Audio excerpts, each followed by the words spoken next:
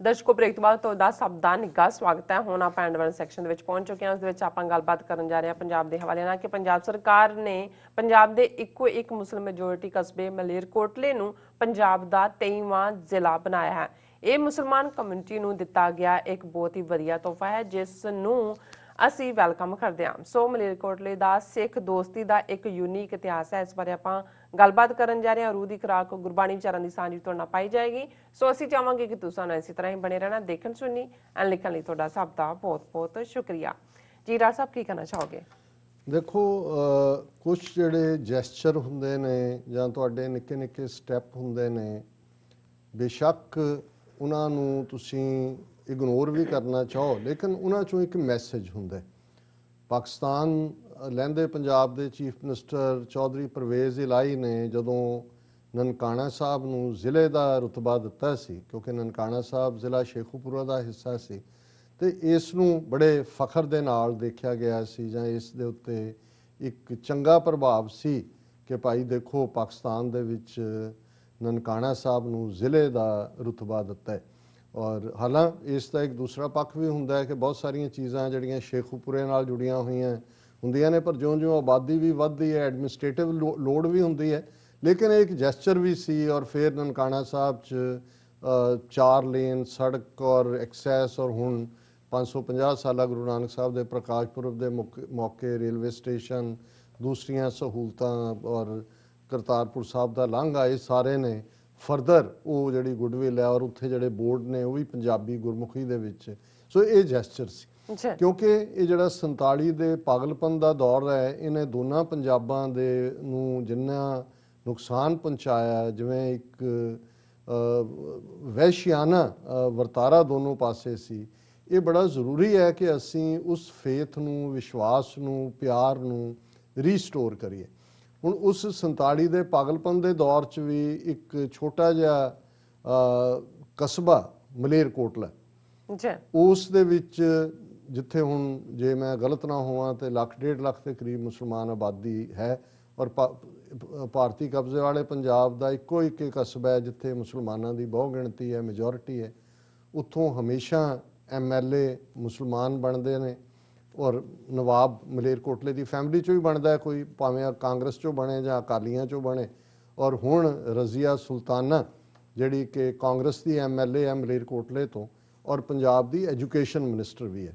ਹੁਣ ਇਹਦਾ ਇੱਕ ਆਪਣਾ ਇਤਿਹਾਸ ਹੈ ਕਿ ਇੰਨੇ ਪਾਗਲਪਨ ਦੇ ਦੌਰ 'ਚ ਵੀ ਮਲੇਰਕੋਟਲਾ ਕਿਵੇਂ ਮਹਿਫੂਜ਼ ਰਿਹਾ, ਜਦੋਂ ਕਿ ਦੋਵੇਂ ਪਾਸੇ ਐਥਨਿਕ ਕਲੀਨਜ਼ਿੰਗ ਹੋਈ। ਔਰ ਇਹਦਾ ਇਤਿਹਾਸ ਜਿਹੜਾ ਉਹ 1604 ਦੇ ਨਾਲ 1704 ਨਾਲ ਚਲਾ ਜਾਂਦਾ ਹੈ, ਜਦੋਂ ਕਿ ਛੋਟੇ ਸਾਹਿਬਜ਼ਾਦਿਆਂ ਦੀ ਸ਼ਹਾਦਤ ਜਿਸ ਨੂੰ ਅਸੀਂ ਯਾਦ ਕਰਦੇ ਹਾਂ, ਉਸ ਤੋਂ ਪਹਿਲਾਂ ਸਰਹੰਦ ਦੀ ਕਚਹਿਰੀ ਔਰ ਉਹਨਾਂ ਦੇ ਉੱਤੇ ਚੱਲਿਆ ਮੁਕੱਦਮਾ। ਔਰ ਨਵਾਬ ਮਲੇਰਕੋਟਲਾ ਸ਼ੇਰ ਮੁਹੰਮਦ ਖਾਨ ਉਸ ਵੇਲੇ ਜਿਹੜਾ ਨਵਾਬ ਸੀ ਔਰ ਸਰਹੰਦ ਦਰਬਾਰ ਦਾ ਹਿੱਸਾ ਸੀ, ਉਹਨੇ ਸਾਹਿਬਜ਼ਾਦੇ ਜਿਨ੍ਹਾਂ ਨੂੰ ਫਾਈਨਲੀ ਫਤਵਾ ਦਿੱਤਾ ਗਿਆ ਕਾਜ਼ੀ ਵੱਲੋਂ ਕਿ ਇਹਨਾਂ ਨੂੰ ਜਿਉਂਦੇ ਜੀ ਦੀਵਾਰ 'ਚ ਚਿਣਾ ਦਿੱਤਾ ਜਾਏ, 7 ਤੇ 9 ਸਾਲ ਦੀਆਂ ਉਹਨਾਂ ਦੀਆਂ ਉਮਰਾਂ ਸੀ।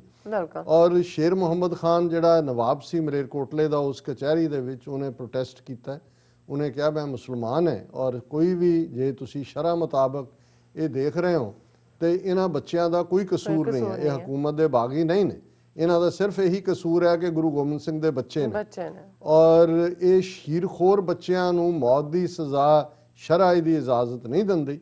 ਹਾਂ, ਗੁਰੂ ਗੋਬਿੰਦ ਸਿੰਘ ਸਾਹਿਬ ਦੇ ਖਿਲਾਫ ਉਹਨਾਂ ਦੇ ਨਾਲ ਲੜਦੇ ਆ, ਮੇਰਾ ਭਰਾ ਵੀ ਮਾਰਿਆ ਗਿਆ ਔਰ ਮੈਂ ਉੱਥੇ ਅਗਵਾਈ ਕਰ ਸਕਦਾ ਉਹਨਾਂ ਦੇ ਖਿਲਾਫ ਮੈਂ ਹਿੰਮਤ ਦੀ, ਪਰ ਇਹ ਠੀਕ ਨਹੀਂ ਹੈ। ਇਹਦੇ ਬਾਵਜੂਦ ਫਤਵਾ ਜਿਹੜਾ ਉਹ ਕਾਇਮ ਰਿਹਾ, ਪਰ ਸ਼ੇਰ ਮੁਹੰਮਦ ਖਾਨ ਕਚਹਿਰੀ 'ਚੋਂ ਉੱਠ ਕੇ ਆ ਗਿਆ। ਔਰ ਇਹਨੂੰ ਅਸੀਂ ਇਤਿਹਾਸ ਦੇ ਵਿੱਚ ਹਾ ਦਾ ਨਾਰਾ ਮਾਰਨਾ ਕਹਿੰਦੇ ਕਿ ਭਾਈ ਉਸ ਪੀਰੀਅਡ 'ਚ ਵੀ।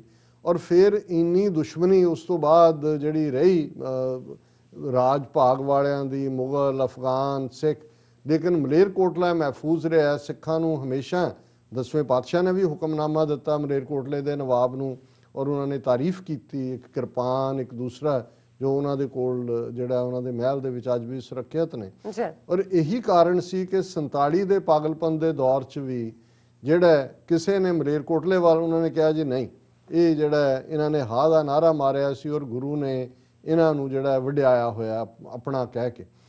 ਹੁਣ ਇਹਦੇ 'ਚ ਕੋਈ ਸ਼ੱਕ ਨਹੀਂ ਹੈ ਕਿ ਮਲੇਰਕੋਟਲਾ ਜਿਹਦੇ ਨਾਲ ਲੱਗਦੇ ਸ਼ਾਇਦ 84 ਪਿੰਡ ਨੇ, ਡਾਕਟਰ ਰਣਜੀਤ ਸਿੰਘ ਉਸ ਦੀ ਗੱਲ ਕਰਦੇ ਹੁੰਦੇ ਨੇ ਕਿ ਦੋ ਦੋ ਨਾਵਾਂ ਵਾਲੇ ਪਿੰਡ ਨੇ। ਇਹ ਮਲੇਰਕੋਟਲਾ ਜਦੋਂ ਰਿਆਸਤ ਸੀ, ਬਾਅਦ ਦੇ ਵਿੱਚ ਇਹ ਪੈਪਸੂ ਦਾ ਹਿੱਸਾ ਬਣਿਆ। 47 ਤੋਂ ਬਾਅਦ ਜਿਹੜੀ ਇੱਕ ਸਟੇਟ ਬਣੀ ਸੀ PEPSU, Patiala and eastern states Punjab union. ਔਰ 1956 ਦੇ ਵਿੱਚ ਜਿਹੜਾ 56 ਚ ਪੈਪਸੂ ਨੂੰ ਪੰਜਾਬ ਦੇ ਵਿੱਚ ਮਿਲਾ ਦਿੱਤਾ ਗਿਆ ਔਰ ਮਲੇਰਕੋਟਲਾ ਦੀ ਰਿਆਸਤ ਜ਼ਿਲ੍ਹਾ ਸੰਗਰੂਰ ਦਾ ਹਿੱਸਾ ਬਣੀ। ਸੋ ਹੁਣ ਮਲੇਰਕੋਟਲਾ ਪ੍ਰੈਜ਼ੈਂਟਲੀ ਸੰਗਰੂਰ 'ਚ ਹੈ। ਐਗਜ਼ਿਸਟਿੰਗ ਪੰਜਾਬ ਦੇ 22 ਜ਼ਿਲ੍ਹੇ ਨੇ, ਪਰ ਈਦ ਦੇ ਮੌਕੇ ਦੇ ਉੱਤੇ ਪੰਜਾਬ ਦੇ chief minister captain Amarinder Singh ਨੇ ਐਲਾਨ ਕੀਤਾ ਹੈ ਕਿ ਮਲੇਰਕੋਟਲੇ ਨੂੰ ਅਸੀਂ ਜ਼ਿਲ੍ਹੇ ਦੇ ਤੌਰ ਤੇ ਇੱਕ ਡਿਸਟ੍ਰਿਕਟ ਹੈੱਡਕੁਆਟਰ ਉੱਥੇ ਹੋਏਗਾ ਔਰ ਜ਼ਾਹਰ ਹੈ ਕਿ ਉਸ ਦਾ ਮੇਨ ਟਾਊਨ ਤਾਂ ਮਲੇਰਕੋਟਲਾ ਹੋਏਗਾ। ਉਹਦੇ ਨਾਲ ਅਹਿਮਦਗੜ੍ਹ ਜਾਂ ਕੋਈ ਹੋਰ ਏਰੀਏ ਲਾਏ ਜਾਣਗੇ ਸੰਗਰੂਰ ਚੋਂ ਜਾਂ ਹੋਰ ਗਵਾਂਢੀ ਜ਼ਿਲ੍ਹਿਆਂ ਚੋਂ। ਸੋ ਇਹ ਇੱਕ ਬਹੁਤ ਜਿਹੜਾ ਐਪਰੀਸ਼ੀਏਬਲ ਪਾਰਟ ਹੈ। ਔਰ ਕੱਲਾ ਇਹੀ ਨਹੀਂ, ਉਹਨਾਂ ਨੇ ਕਿਹਾ ਜੀ ਅਸੀਂ ਈਦ ਦੀ ਗਿਫਟ ਵੀ ਹੈ ਔਰ ਨਾਲ ਦੀ ਨਾਲ ਚੀਫ ਉਹਨਾਂ ਨੇ ਕਿਹਾ ਕਿ ਵੀ ਹੀ also announced ₹500 crore medical college. ਮਲੇਰਕੋਟਲੇ ਦੇ ਵਿੱਚ 500 ਕਰੋੜ ਦੀ ਲਾਗਤ ਨਾਲ ਮੈਡੀਕਲ ਕਾਲਜ, ਇਹ women's college and a new bus stand and a women police station in Malerkotla. ਇਹ ਸਾਰੇ ਵੀ ਹੋਣਗੇ, ਬੱਸ ਸਟੈਂਡ ਵੀ ਨਵਾਂ, ਵਿਮਨ ਕਾਲਜ ਵੀ ਔਰ ਪੁਲਿਸ ਸਟੇਸ਼ਨ ਵੀ। ਔਰ ਇਹ ਸਾਰੇ ਨੂੰ ਜਿਹੜਾ ਹਾਈਲੀ ਐਪਰੀਸ਼ੀਏਟ ਕੀਤਾ ਗਿਆ। ਹਾਲਾਂਕਿ ਕੁਛ ਕੁ ਸੰਗਰੂਰ ਦੇ ਐਕਟਿਵਿਸਟ ਦਾ ਮੈਂ ਦੇਖ ਰਿਹਾ ਸੀ, ਉਹਨਾਂ ਨੇ ਕਿਹਾ ਕਿ ਇਹ ਸੰਗਰੂਰ ਦੀ ਅਹਿਮੀਅਤ ਨੂੰ ਘਟਾਉਂਦਾ ਹੈ, ਲੇਕਿਨ ਅਸੀਂ ਸਮਝਦੇ ਹਾਂ ਵੀ ਆਬਾਦੀ ਵੀ ਵੱਧਦੀ ਹੈ, ਡਿਸਟ੍ਰਿਕਟ ਐਡਮਿਨਿਸਟ੍ਰੇਸ਼ਨ ਜਿੰਨਾ ਕਲੋਜ਼ ਹੁੰਦਾ ਹੈ ਲੋਕਾਂ ਦੇ, ਉਹਨਾਂ ਦੀ ਪਹੁੰਚ ਵੀ ਸੌਖੀ ਹੁੰਦੀ ਹੈ ਔਰ ਇਹ ਇੱਕ ਫਖਰ ਔਰ ਮਾਣ ਵਾਲੀ ਗੱਲ ਹੈ। ਔਰ ਮੈਂ ਦੇਖ ਰਿਹਾ ਵੀ ਜਿੱਥੇ ਅਸੀਂ ਉੱਥੋਂ ਦੀ ਜੈਸਚਰ ਦੀ ਗੱਲ ਕਰਦੇ ਹਾਂ, ਇੱਕ ਖਬਰ ਸਕਾਟਲੈਂਡ, ਅਸੀਂ ਸਕਾਟਲੈਂਡ ਦੇ ਹਵਾਲੇ ਨਾਲ ਕੀਤਾ ਸੀ ਕਿ ਭਾਈ ਉੱਥੇ ਜਿਹੜੀ ਪਾਰਟੀ ਜਿੱਤੀ ਹੈ ਉਹ ਰੈਫਰੈਂਡਮ ਸਕਾਟਲੈਂਡ UK ਤੋਂ ਅੱਡ ਕਰਾਉਣ ਦਾ ਕਰਦੀ ਹੈ, ਪਰ ਟੋਰੀ ਪਾਰਟੀ, ਕੰਜ਼ਰਵੇਟਿਵ ਪਾਰਟੀ ਜਿਹੜੀ ਹਾਲਾਂਕਿ ਉਹਦੇ ਹੱਕ 'ਚ ਨਹੀਂ ਹੈ, ਪਹਿਲੀ ਵਾਰ ਸਕਾਟਲੈਂਡ ਦੀ ਪਾਰਲੀਮੈਂਟ ਦੇ ਵਿੱਚ ਇੱਕ ਸਿੱਖ ਬੀਬੀ ਜਿਹੜੀ ਹੈ ਉਹ ਪਾਰਲੀਮੈਂਟ ਦੇ ਲਈ ਚੁਣੀ ਗਈ। ਉਹਨਾਂ ਦਾ ਨਾਮ ਪਰਮਜੀਤ ਕੌਰ ਗੋਸਲ ਹੈ ਔਰ ਇਹ ਇੱਕ ਮਾਣ ਵਾਲੀ ਗੱਲ ਹੈ, ਦਰਸ਼ਕ ਦੇਖ ਸਕਦੇ ਨੇ ਸਕਰੀਨ ਦੇ ਉੱਤੇ। ਪਰ ਕੱਲੀ ਇਹੀ ਨਹੀਂ ਉਹ ਚੁਣੀ ਗਈ ਹੈ, ਪਹਿਲੀ ਵਾਰ ਹੋਇਆ ਕਿ ਉਹਨਾਂ ਨੇ ਜਦੋਂ ਸਹੁੰ ਚੁੱਕੀ ਹੈ ਆਪਣੇ ਮੈਂਬਰ ਪਾਰਲੀਮੈਂਟ ਦੀ, ਗੁਟਕਾ ਹੱਥ 'ਚ ਫੜ ਕੇ ਸਿਰ ਢੱਕਿਆ ਹੋਇਆ ਔਰ ਇਹ ਖਬਰ ਵੀ ਲੱਗੀ ਹੈ ਕਿ ਪਰਮਜੀਤ ਕੌਰ ਗੋਸਲ ਨੇ ਗੁਟਕਾ ਸਾਹਿਬ ਫੜ ਕੇ ਤੇ ਮੂਲ ਮੰਤਰ ਦਾ ਜਾਪ ਕਰਕੇ ਚੁੱਕੀ ਮੈਂਬਰ ਪਾਰਲੀਮੈਂਟ ਦੀ ਸਹੁੰ। ਸੋ ਇਹ ਵੀ ਸਿੱਖ ਕੌਮ ਦੇ ਲਈ ਫਖਰ ਵਾਲੀ ਗੱਲ ਹੈ ਕਿ ਸਾਡੀ ਬੱਚੀ ਜਿਹੜੀ ਹੈ ਉਹ ਸਕਾਟਲੈਂਡ ਦੀ ਪਾਰਲੀਮੈਂਟ 'ਚ ਵੀ ਪਹੁੰਚੀ ਹੈ ਔਰ ਉਹਨੇ ਆਪਣਾ ਫੇਥ ਜਿਹੜਾ ਗੁਟਕਾ ਹੈ, ਇਹ ਛੋਟਾ ਜਿਹੜੀ ਗੁਰਬਾਣੀ ਹੈ ਉਸ ਨੂੰ ਛੋਟੇ ਹਿੱਸੇ ਦੇ ਵਿੱਚ ਜਿਹੜਾ ਬਾਉਂਡ ਕੀਤਾ ਜਾਂਦਾ ਉਹਨੂੰ ਅਸੀਂ ਗੁਟਕਾ ਸਾਹਿਬ ਕਹਿੰਦੇ ਹਾਂ। ਔਰ ਮੂਲ ਮੰਤਰ ਇਵੇਂ ਹੀ ਹੈ ਜਿਵੇਂ ਕਿ ਇਸਲਾਮ ਦੇ ਵਿੱਚ ਇੱਕ ਰੱਬ ਦੀ ਹੋਂਦ ਤੇ ਯਕੀਨ ਔਰ ਇਹ ਇੱਕੋ ਓੰਕਾਰ ਸਤਨਾਮ ਕਰਤਾ ਪੁਰਖ ਨਿਰਭਉ ਨਿਰਵੈਰ ਅਕਾਲ ਮੂਰਤ ਅਜੂਨੀ ਸੈਭੰ ਗੁਰ ਪ੍ਰਸਾਦ, ਜਿਹੜਾ ਇਸ ਗੱਲ ਨੂੰ ਕਰਦਾ ਕਿ ਉਹ ਇੱਕੋ ਹੀ ਰੱਬ ਹੈ, ਉਹ ਸੱਚਾ ਹੈ, ਉਹ ਕ੍ਰੀਏਟਰ ਹੈ, ਉਹ ਕਿਸੇ ਤੋਂ ਡਰਦਾ ਨਹੀਂ, ਉਹਦਾ ਕਿਸੇ ਨਾਲ ਵੈਰ ਨਹੀਂ, ਉਹ ਜਿਹੜਾ ਕਦੇ ਜਨਮ ਮਰਨ ਦੇ ਵਿੱਚ ਨਹੀਂ ਹੈ। ਰੱਬ ਦੀ ਕਿਰਪਾ ਦੇ ਨਾਲ ਜਿਹੜਾ ਤੁਸੀਂ ਗੁਰੂ ਦੀ ਕਿਰਪਾ ਨਾਲ ਉਸ ਨੂੰ ਜਿਹੜਾ ਉਸ ਦਾ ਦੀਦਾਰ ਕਰ ਸਕਦੇ ਹੋ, ਉਸ ਨੂੰ ਮਿਲ ਸਕਦੇ ਹੋ। ਸੋ ਇਹ ਫਖਰ ਦੇ ਪਲ ਨੇ। ਔਰ ਕਲੋਜ਼ਿੰਗ ਦੇ ਵਿੱਚ ਜਿਵੇਂ ਅਸੀਂ ਰੋਜ਼ਾਨਾ ਕਬੀਰ ਸਾਹਿਬ ਦੀ ਬਾਣੀ ਤੇ ਵਿਚਾਰ ਕਰਦੇ ਹਾਂ, ਅੱਜ ਦਾ ਸ਼ਬਦ ਵੀ ਗੌੜੀ ਰਾਗ ਦਾ ਹੈ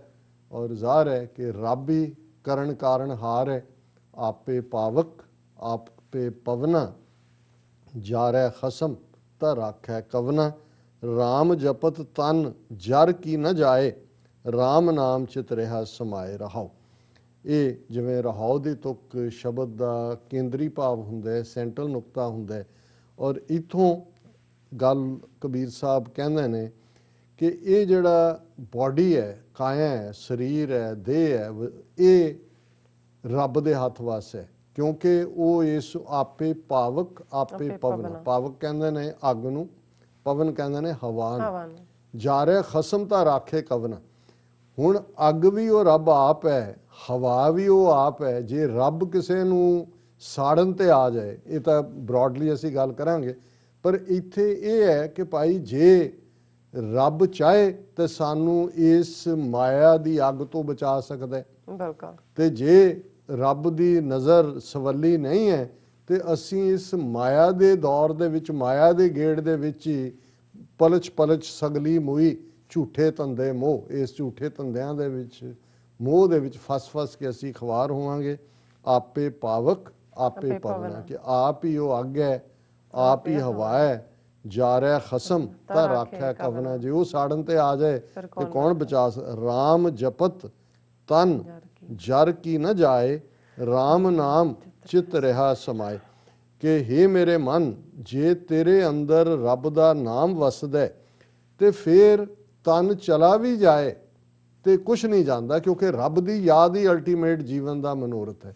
ਔਰ ਇਹ ਬੜੀ ਅਹਿਮੀਅਤ ਵਾਲੀ ਗੱਲ ਹੈ ਕਿ ਸਿੱਖ ਥਾਟ 'ਚ ਈਵਨ ਬਹਿਸ਼ਤ ਜਾਂ ਦੋਜ਼ਖ, ਸਵਰਗ ਜਾਂ ਨਰਕ, ਉਸ ਦੀ ਚਾਹਨਾ ਵੀ ਨਹੀਂ ਹੈ। ਉਹਦੇ 'ਚ ਇਹੀ ਹੈ ਕਿ ਸੁਰਗ ਨਰਕ ਤੇ ਮੈਂ ਰਹੋ, ਸਤਿਗੁਰ ਕੇ ਪ੍ਰਸਾਦ, ਚਰਨ ਕਮਲ ਕੀ ਮੌਜ ਕੋ ਬਸੋਂ ਦਿਨਸ ਔਰ ਰਾਤ। ਕਿ ਨਾ ਮੈਨੂੰ ਸਵਰਗ ਦਾ ਕੋਈ ਚਾਅ ਹੈ, ਨਾ ਮੈਨੂੰ ਕੋਈ ਨਰਕਾਂ ਦਾ ਡਰ ਹੈ।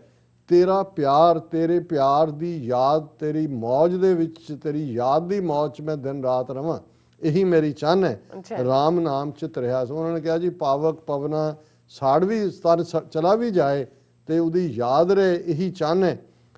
ਕਾਕੋ ਜਰੈ ਕਾਏ ਹੋਏ ਹਾਨ, ਨਟ ਵਟ ਖੇਲੈ ਸਾਰੰਗ ਪਾਨ।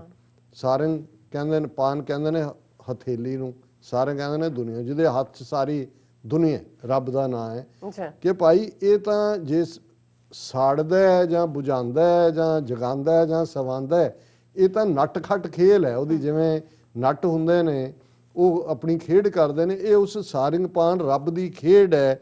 ਨਾ ਕੋਈ ਸੜਦਾ ਹੈ, ਨਾ ਕਿਸੇ ਦਾ ਨੁਕਸਾਨ ਹੁੰਦਾ, ਉਸ ਦੀ ਇਹ ਰੱਬ ਦੀ ਮੌਜ ਹੈ, ਉਹਦੀ ਖੇਡ ਹੈ। ਕਹੋ ਕਬੀਰ ਅੱਖਰ ਦੋਏ ਭਾਖ, ਹੋਏਗਾ ਖਸਮ ਤਾਂ ਲਏਗਾ ਰਾਹ। ਕਬੀਰ ਸਾਹਿਬ ਕਹਿੰਦੇ ਨੇ ਕਿ ਵੀ ਮੈਂ ਤਾਂ 2 ਅੱਖਰ ਹੀ ਯਾਦ ਕੀਤੇ ਹੋਏ ਨੇ। ਹੁਣ 2 ਅੱਖਰ ਕੀ ਨੇ?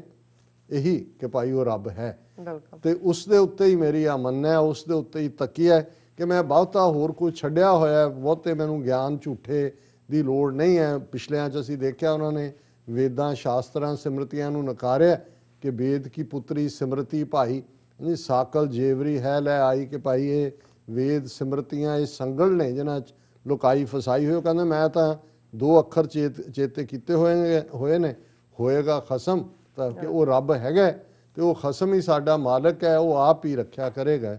ਸੋ ਇਹ ਅੱਜ ਦਾ ਵਿਚਾਰ ਜੀ। ਰਾਜ ਸਾਹਿਬ ਤੁਹਾਡਾ ਬਹੁਤ ਬਹੁਤ ਸ਼ੁਕਰੀਆ, ਤੁਸੀਂ ਅਧਿਆਇ ਇਸ਼ੂ ਤੇ ਅੱਜ ਦਾ ਵਿਚਾਰ ਸਾਡੇ ਦਰਸ਼ਕਾਂ ਨਾਲ ਸਾਂਝਾ ਕੀਤਾ। ਸਰ ਆਪਣੇ ਵਿਊਅਰਸ ਕੋਲ ਨੇ ਇਜਾਜ਼ਤ। ਵਿਊਅਰਸ ਸਾਡੇ ਪ੍ਰੋਗਰਾਮ ਦਾ ਸਮਾਂ ਇੱਥੇ ਸਮਾਪਤ ਹੁੰਦਾ। ਤੁਸੀਂ ਆਪਣੀ ਰਾਏ ਤੇ ਸੁਝਾਅ ਸਾਨੂੰ ਭੇਜਣਾ ਭੁੱਲਣਾ।